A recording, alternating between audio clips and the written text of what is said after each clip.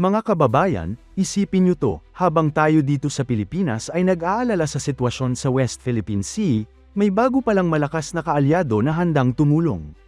Hindi lang US o Japan, kundi Canada. Oo, ang Royal Canadian Navy mismo ang nag-anunsyo na magde-deploy sila ng kahit isang Navy ship sa Pilipinas taon-taon.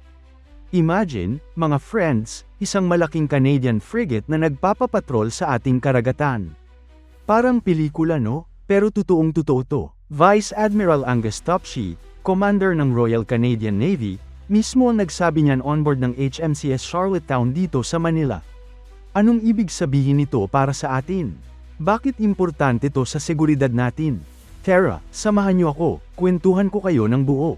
Huwag kalimutang i-like at i-subscribe kung bago ka dito para marami pa tayong ganitong updates.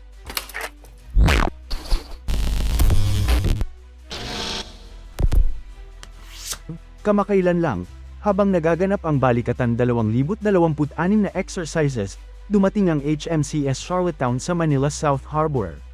Ito yung Halifax-class frigate ng Canada na may crew na humigit kumulang 240 sailors. Kasama pa nila yung CH-148 Cyclone helicopter para sa maritime operations. Ang ganda ng barko, ha? Sa gabi, nakailaw ng maayos, may banner pa na, Canada, parang nagdadala ng mensahe ng suporta sa atin. Sa isang reception onboard mismo ng barko, si Vice ADM, Angus Topshee ang nagsalita. Sabi niya, ang taon-taon na deployment ng Canadian Navy ships sa Pilipinas ay isang tangible sign of our commitment, malinaw na patunay ng kanilang commitment sa mas malalim na defense cooperation sa ating bansa. Hindi lang salita, action talaga. Alam niyo ba na ito ay parte ng Canada's Indo-Pacific Strategy?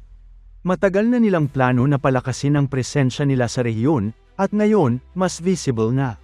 Sa Balikatan 2026, kasama ang Canada ang US, Philippines, Japan, at Australia.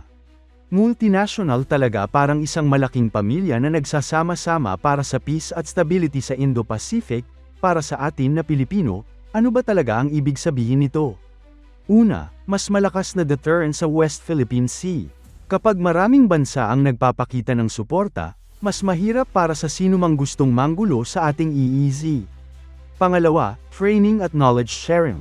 Yung ating Armed Forces of the Philippines ay makakapag-exchange ng best practices sa modern naval operations, helicopter ops, at joint exercises. Dagdag pa rito, malaking tulong din ang pagdating ng Canadian Navy sa pagpapalakas ng maritime awareness ng Pilipinas.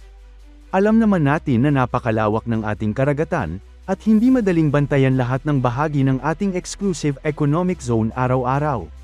Kapag may allied ships na regular na bumibisita at nagsasagawa ng joint exercises kasama ang Philippine Navy at Philippine Coast Guard, mas lumalawak ang ating capability na mag-monitor ng mga kilos sa dagat.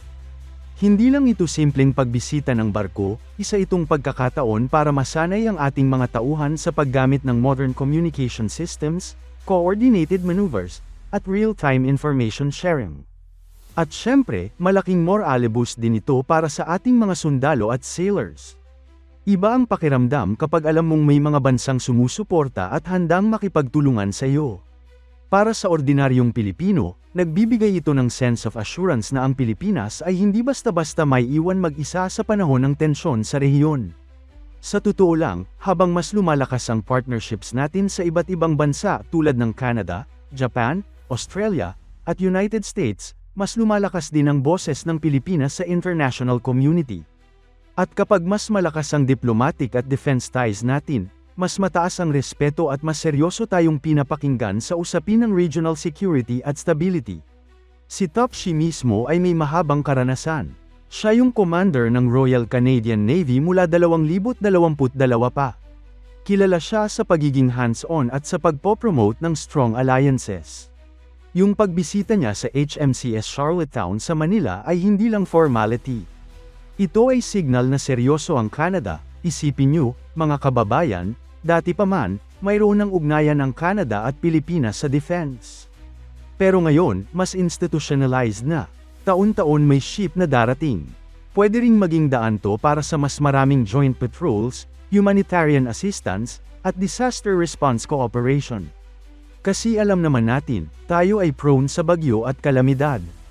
Kapag may malalakas na allies na may advanced ships at helicopters, mas mabilis ang tulong sa balikatan exercises, hindi lang naval yung involvement ng Canada. May army unit din sila, yung 3rd Battalion, Princess Patricia's Canadian Light Infantry.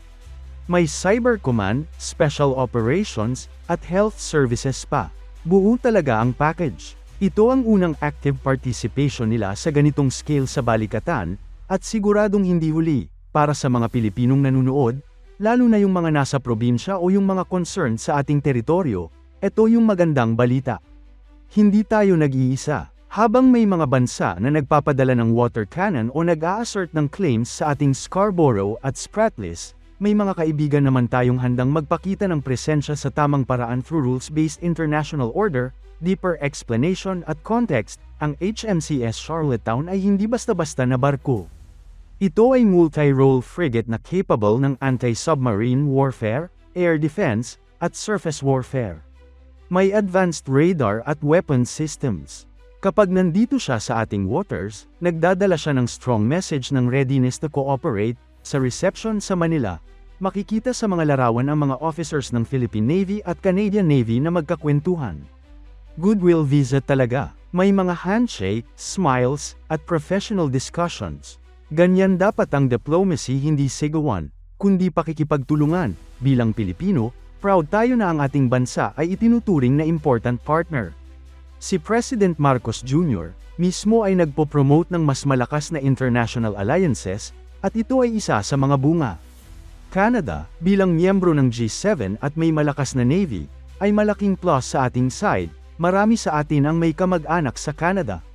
Mga OFW, nurses, engineers. Yung defense ties na to ay pwede ring magbukas ng mas maraming opportunities, hindi lang military, kundi economic at people-to-people ties din. Imagine, joint training programs, technology transfer, at marami pa. Challenges at reality check, pang Pinoy perspective. Syempre, hindi lahat ay perpekto. Ang Canada ay malayo, at yung kanilang fleet ay hindi kasing laki ng US Navy.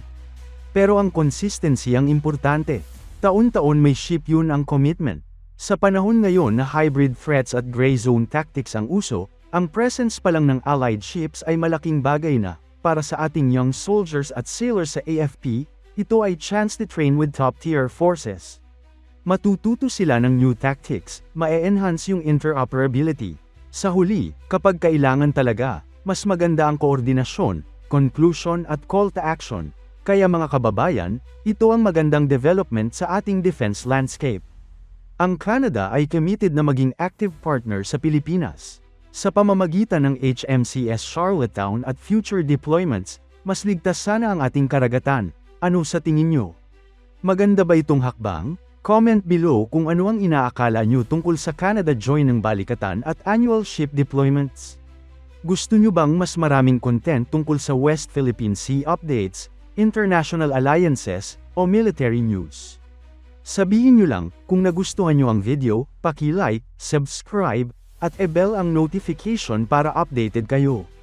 Share sa inyong friends at family, lalo na sa mga interesadong sa national security. Maraming salamat sa panunood. Stay safe, stay informed, at God bless the Philippines.